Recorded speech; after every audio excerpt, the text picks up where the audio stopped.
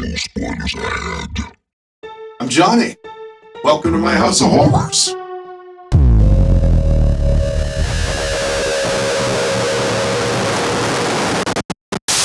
The Ring's an American supernatural horror movie directed by Gore Verbinski. It stars Naomi Watts and Martin Henderson, and it's a remake of a brilliant Japanese movie from 1998 called Ringu. As far as we English-speaking people are concerned, it's the same word. So now you can tell people at parties that you understand Japanese. The American version we're looking at today came out in 2002 to a mostly happy reception. It was praised for its visuals and its constant dark atmosphere, and Naomi Watts received a couple of pats on the back for her work as Rachel. The Ring made nearly $250 million worldwide on a $48 million budget, which would have made it the top-grossing horror remake of all time, if it weren't for those pesky evil clowns. The US version of The Ring also kicked off a slew of Asian horror remakes like The Grudge and Shudder, The Eye and Dark Water and The Uninvited. You might be asking, is there a point to translating art from far-off places if you end up having to change a lot of the subtle cultural nuances that made the movies frightening to their home audiences in the first place? You might be asking if it's even possible to make these transplanted horror movies scary. Why the hell would that matter? Did you not hear what I said? $48 million budget, almost $250 million return.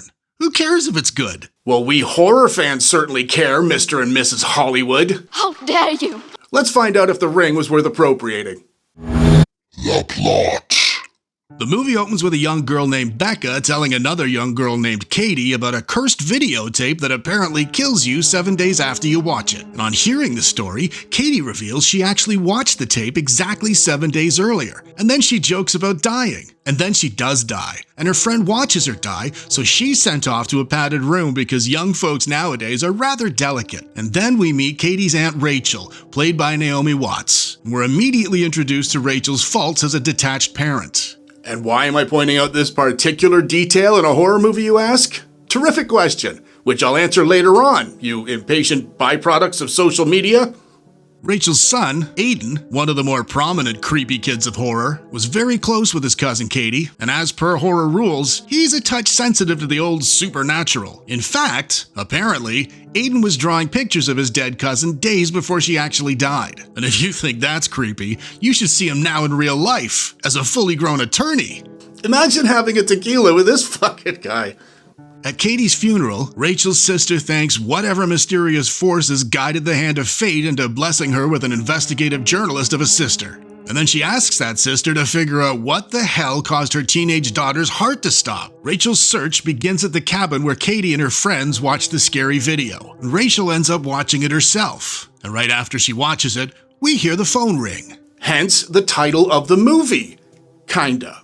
When Rachel answers it, a voice says simply, 7 days. Rachel takes the video to her ex, Noah, who's also Aiden's dad. Much like her sister, fate's been very kind to Rachel when it made Noah a videotape expert of all things. After hearing Rachel's story, he laughs it off and encourages her to lighten up a bit. But when he realizes how serious she is, he asks for his own copy of the tape so he can investigate himself. So Rachel makes him one. When she starts investigating the seemingly random collection of strange images on the video, things start getting creepy. From random nosebleeds and horrific nightmares to surreal supernatural situations. And eventually, she sleuths her way to the real-life star of the video, Anna Morgan. Meanwhile, Noah notices his face has gone all fucky in photos, the way Rachel's has. So instead of laughing, he's now shitting in his trousers. Which is kind of lovely because it means the estranged couple has something fundamental in common again. Rachel finds out Anna Morgan lived on a nearby island with her husband and daughter, and they raised horses.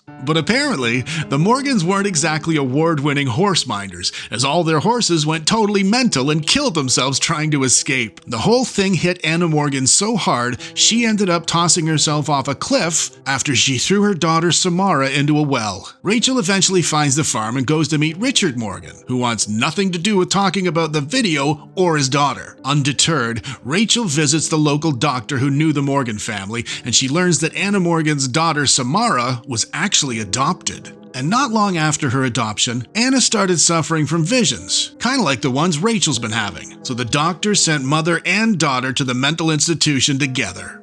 Kinda like a girl's day out. A little shopping, get our nails done, some electroshock therapy. Rachel sends the no longer laughing Noah to the Institute to check things out, while she sneaks back into the Morgan house where she finds videos of Samara's sessions with the doctor. And on the tapes, Samara tells the doctors she doesn't mean to hurt people, but it won't stop.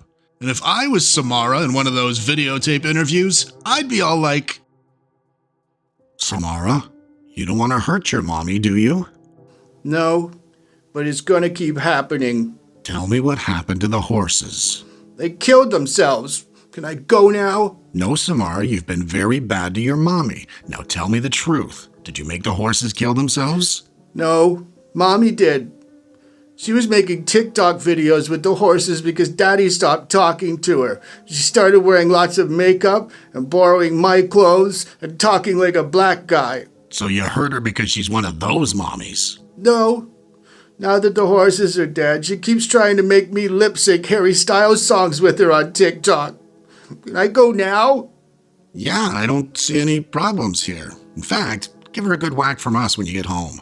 Out of nowhere, well, out of the kitchen, actually, Richard Morgan smacks Rachel in the head before taking himself up to the toilet for some suiciding. But before he switches out his own lights, he tells Rachel the adopted girl was evil. Noah arrives just in time to keep Rachel from losing her shit, and the two of them find a little room in the barn where Samara was kept. And in that room, they find burnt images of a tree from the video. And somehow, it's pieced together that Samara was able to burn images into the things around her, and also into people's minds, and also into horses' minds, which is great, because I didn't know that they had any. The pair head to the Shelter Mountain Inn, where they find a well under the floor, which is apparently where Samara was killed. And as she's looking down into the well, Rachel takes a header into it herself, somehow, without dying or getting injured in any way at all. And while she's down there, she finds Samara's body. And for spooky supernatural reasons, it's not all gross. The body shows Rachel that Anna smothered Samara with a garbage bag and dumped her down into the well water. They contact the police and Samara receives a proper burial, presumably putting her spirit to rest. And everything ends happily ever after. Except no, it doesn't, because this is a horror movie. When Rachel gets home, she tells Aiden that everything's going to be okay. But Aiden's way too creepy to let the story end all sunshine and lollipops, so he tells her she's made a huge mistake, as is evidenced by the new bruises on his forearm. And at the same time, Noah's having a really bad time at his studio apartment, which is very controversial because I've always thought people who live in studio apartments had amazing lives. And not to say that it's a guaranteed bad thing to have a soaking wet girl climb out of your TV, but in this case, it really was. Rachel arrives, but she's a few minutes too late, so after having herself a good old scream, she flies home and screams at her son. And after she screams at him, it occurs to her that she survived because she made a copy of the video for Noah a few days ago. So she gets to making Aiden do the same immediately. And now, everything ends happily ever after. Well, in the movie, anyway. And there you have it, the plot to The Ring. So if you come across this videotape, should you watch it? Let's find out. The good bits. The green-blue aesthetic and the overall tone of the movie were perfect for this story. It's gloomy and dull, and the set pieces feel oppressive, like they're sitting on your chest, squeezing all the hope out of you. And this is the exact feeling you need to create to accompany a supernatural story with a race-against-the-clock theme. At the time of this review, The Ring's about 20 years old. And in the last 20 years, a lot has changed with horror movies. And I'd argue, not all for the better. The opening scene in The Ring does have a scare in it, but it's at the end of the scene as opposed to the beginning. Modern horrors tend to open with a startling bang to help keep audiences' attention. And to a lot of seasoned horror fans, Meaning old people, like me. this can feel like showing all your cards before the game's even started. The Ring's opening scene also serves an important purpose. It gives the audience an idea of the fate of the people who watch this cursed tape. And I say idea because it doesn't show you everything. We don't see Katie's face until later on, and when we do, it's very briefly. I have mixed feelings when it comes to opening horror movies with scary scenes, but I suppose if you're gonna do it, this way's the right way. Naomi Watts had been in movies before The Ring, but in 2002 she was not the household name she is now. With big names in leading roles, you tend to fall into their familiar patterns and ways of articulating lines, and the actual character they're playing becomes secondary to their stardom. She wasn't a star back then, but she was a great actress, and that helped sell her as the character, which in turn helps sell her role in the story, which of course engages the audience, making the scary events on screen feel more relatable. And it also helped with the most important element of this movie. The lead character had a fucking character arc. In a horror movie. I mentioned earlier, when we first meet Rachel, she's nothing more than a trope. She's that journalist who'll do anything to get the big story, even if it means putting her work before her child. And she's obviously done that regularly, as Aiden calls her Rachel instead of Mom. But over the course of her investigation, she learns about her own child's needs through the direct observation of Samara. The events of the story transfer Rachel from cold and calculated to emotional and selfless. And for me, you add character development to an already decent horror plot, you've got yourself a winner. The shite bits. There are a few conveniences in this plot. Rachel's job is to investigate things, and she happens to be very good at it. Noah's job is in videotapes, and he's equally proficient. The pair of them are tangled up in a mess that requires some serious investigation and an in-depth knowledge of videotapes. If you focused on these things, you might be taken out of the story, but having said that, it is a supernatural horror movie, so pick a side and stand on it, I say. The creepy kid with the supernatural talent thing has been beaten into the ground.